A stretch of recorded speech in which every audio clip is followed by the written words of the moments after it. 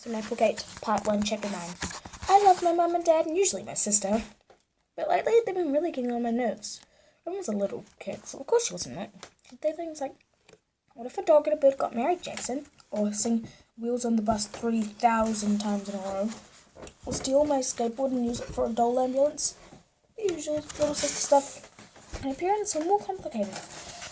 It's hard to explain since I know this sounds like a good thing, but they're always looking on the bright side. Even though things are bad. They've been bad a lot. They're good.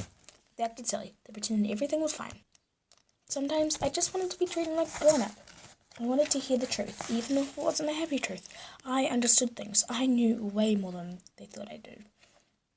But my parents were optimists. They did half a glass of water and figured it was half full, not half empty. Not me. Scientists can't afford to be optimists or pessimists. They just observe the world and see what it is. They look at a glass of water and measure 125 millimeters or whatever. That's the end of the discussion. Take my dad. When I was younger, he got sick. Really sick. Found out he had this disease called multiple sclerosis. Mostly he had good days. Sometimes he had bad ones when it was hard to walk and he used to use a cane.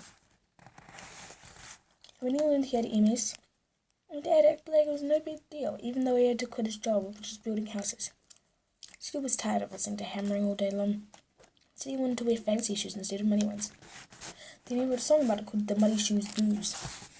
He didn't want to work from home. So he taped a sign on the office of the bathroom door that said Office of Mr. Thomas Wade. And I put up a sign next to it that said I'd rather be fishing. And that was that. Sometimes I just want to ask my parents if Dad's going okay. Going to be okay. Or why do we don't always have enough food in the house? Or why have they been arguing so much? Also, why couldn't I have been an only child? But I don't ask anymore.